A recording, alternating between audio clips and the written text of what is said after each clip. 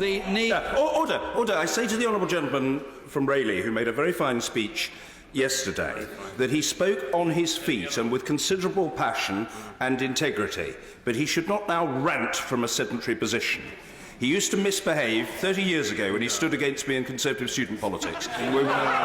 We've both grown up since then. Jeremy Corbyn. Well, first of all, the Right Honourable Gentleman should sit down when I'm on my feet. Secondly, in deference to the very great seniority of the Right Honourable Gentleman, I'll hear him if it's a short sentence. Mr. Ian Duncan-Smith. In 2013, America and Britain had not gone to the UN and were planning to go to the UN. In this operation, we had been to the UN and it had been vetoed. Yes. It's an extremely interesting debating point, but if I put it very politely, as a point of order, I'm afraid it would be, in old-fashioned O-level terms, unclassified. Indeed. Order. I don't know what's happened to the honourable gentleman from North Dorset. Decades ago, when he was at Oxford University as a student, my wife always said to me subsequently he was a very well-behaved young man. He seems to have regressed since then. It's very unsatisfactory. He's got to try to improve his condition.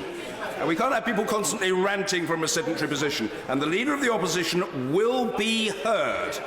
Let's be clear about that. And so will every other speaker. Jeremy Corbyn. The basis on which the War Powers Act should be based. Mr. Shelbrooke, be quiet. I know you feel strongly, and I respect that. I'm not having you shouting out. You either undertake now to be quiet, or I strongly advise you to leave the chamber for the rest of the debate. Stop it. You are well-intentioned and principled, but you are overexcitable, and you need to contain yourself. If it requires you to take some medicament, then so be it. Jeremy Corbyn. Ed? No, order. I'm sorry to have to keep interrupting. This debate must be conducted in a seemly manner, as a number of members on both sides suggested yesterday. Members must calm down. It's as simple and incontestable as that. Jeremy Corbyn. I hope it's a point of order and not a point of frustration. Spit it out, man. I hope it's a point of order. Could you please advise that if a statute law is passed by this place, it then becomes judicially reviewable by the courts, which was the point made by... No, that's not a point of order. If the honourable gentleman doesn't trust his own exegesis of the law, that's his problem, not mine. But it isn't a matter for the chair. He's made his own point in his own way, but he's done it in a disorderly fashion and he shouldn't repeat the offence. Jeremy Corbyn. I say to member... Order! Resume your seat, Mr. Harper. You don't stand when I'm standing, and that's the end of it. You have sought to intervene.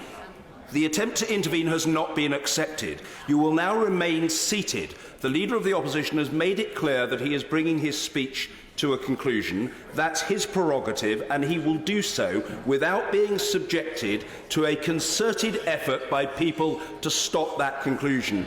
You're a former government chief whip. You do know better than that, and you can do better than that, and you'd better try.